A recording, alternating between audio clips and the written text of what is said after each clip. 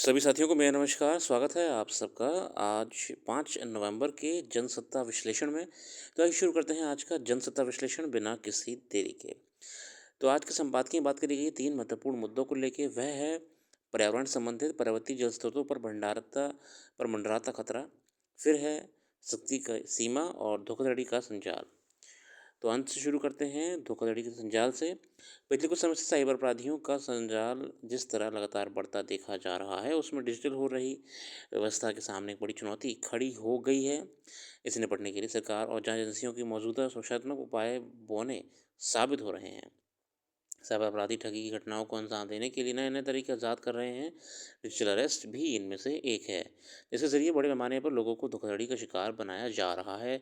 इसका अंदाज इससे पता लगा सकता है कि सरकार और केंद्रीय जांच ब्यूरो सीबीआई ने ऐसे मामलों में अब तक 3,000 करोड़ रुपए से अधिक की उगाही किए जाने का अनुमान जताया है।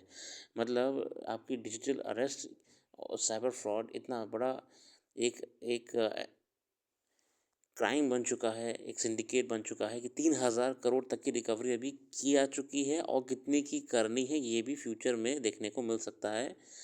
मतलब इसका जो स्केल है वो बहुत बड़ा हो चुका है। अच्छा, हाल ही में खबर आपकी आई भी थी, म्यांमार में कई साइबर स्कैम फ्रॉड सेंटर्स चल रहे हैं भारी मात्रा में, कई सालों से चल रहे थे।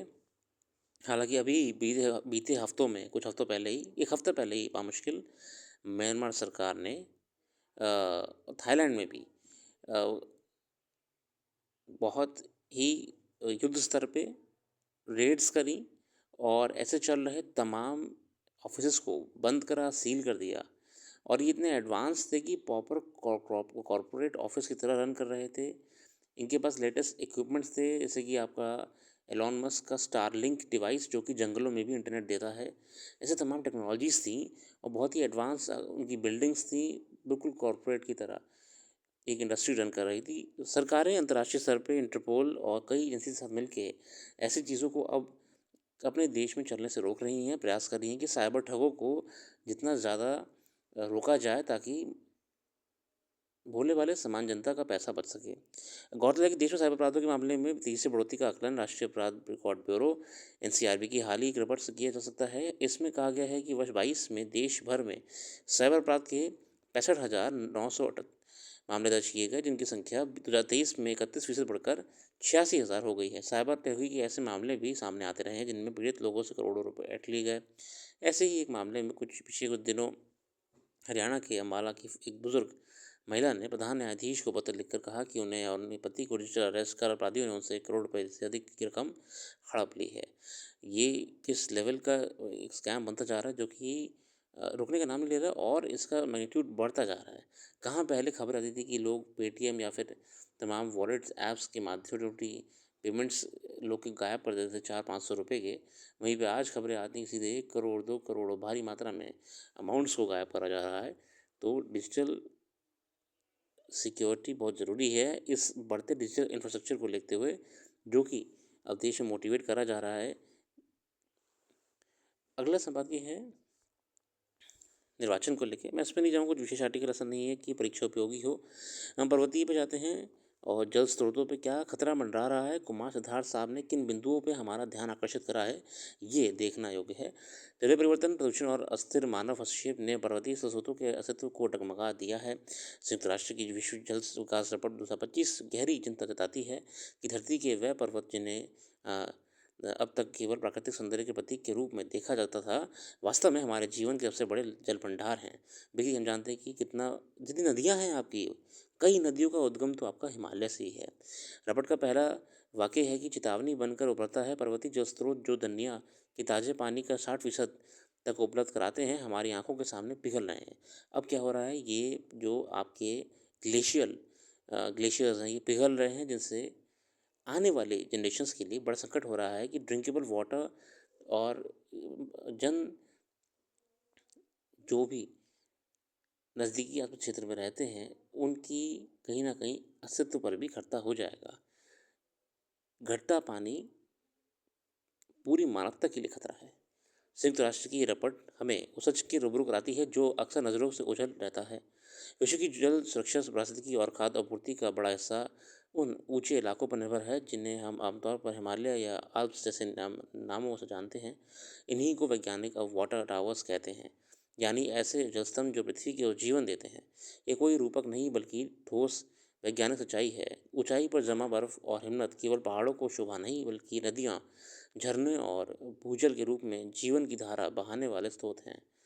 पर्वतों और हिमनदों का संरक्षण केवल हिमालयी राज्यों की जिम्मेदारी है नहीं, बल्कि पूरे राष्ट्र की प्राथमिकता होनी चाहिए।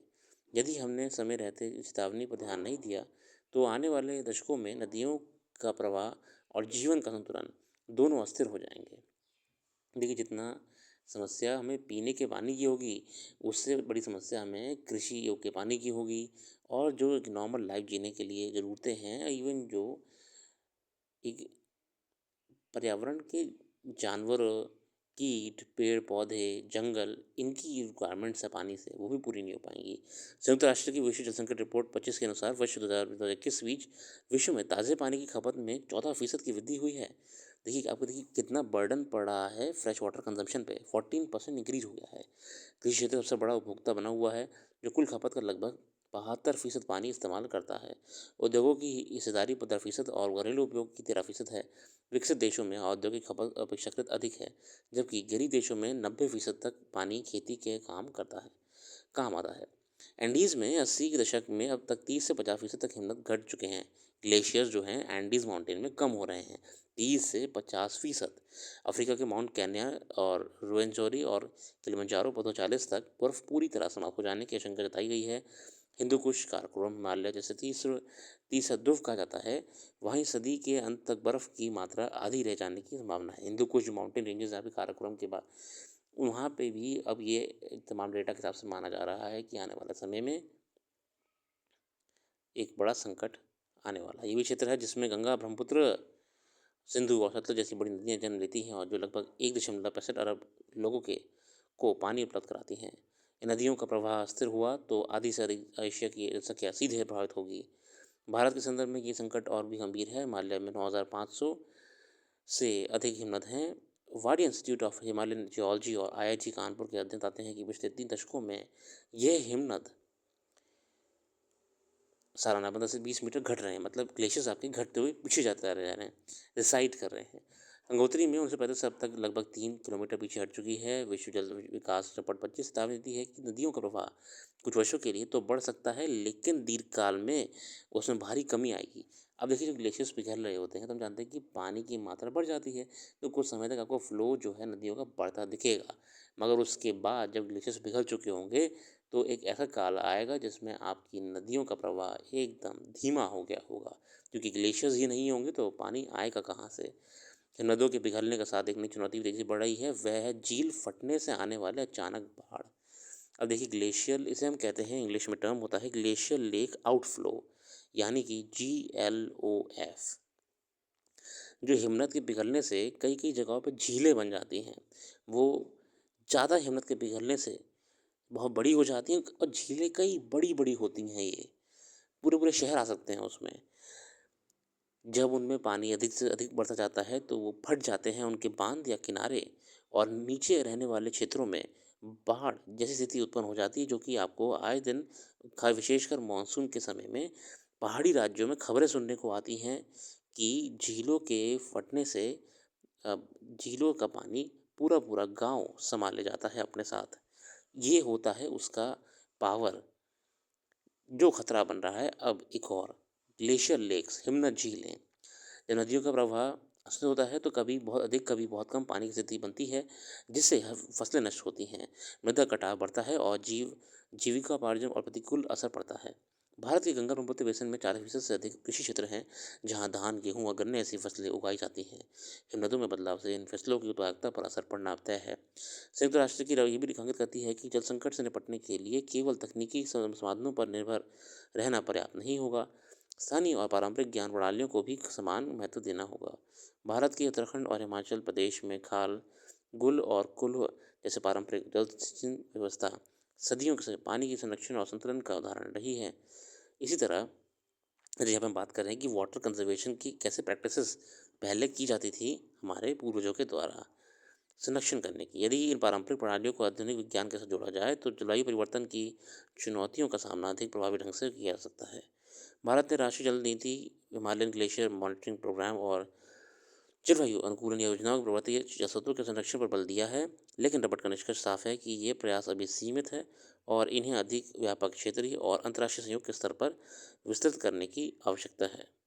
ब्रह्मपुत्र और सिंधु बेसिन जैसे साझा जलस्रोतों के संदर्भ में भारत, नेपाल, भूटान, चीन और बांग्लादेश को डेटा साझा करने, संयुक्त निगरानी और साझा अनुकूलन रणनीतियों पर मिलकर काम करना होगा।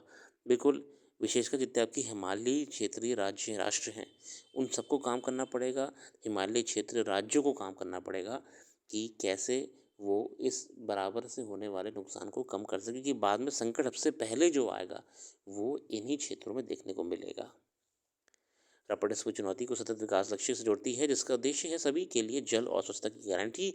इसके लिए नीति निर्माताओं को पर्याप्त डेटा विश्लेषण और मार्गदर्शन की जरूरत है, ताकि जल संसाधनों के संरक्षण और न्यायसंगत वितरण के लिए ठोस कदम उठाए जा सकें। बिल्कुल, बहुत ही ज़रूरी है कि अब इस वर्तमान में टेक्नोलॉजी का इस्तेमाल करके हम और बढ़िया कंक्लूजन्स निकाल पाएँ, बढ़िया रिफॉर्म्स ला पाएँ और बढ़िया तरीके से एक आइडिया लगा पाएँ कि कितनी बुरी स्थिति में हैं इस समय पहाड़ी क्षेत्र, पहाड़ी राज्य, ग्लेशियर्स, और क्या दुष्प्रभाव पूरी मानवता पे देखने को मिलेगा जलवायु परिवर्तन से। फिलहाल इसी के साथ आज की रखते हैं। अपना कीमती समय देने के लिए बहुत बहुत धन्यवाद। और बाकी डिटेल करंट अफेयर्स के लिए आप हमारी वेबसाइट को विजिट कर सकते हैं, उसका लिंक डिस्क्रिप्शन में मौजूद है। बहुत बेहतर करंट अफेयर्स आपको वहाँ पे देखने को मिलेगी। Thank you.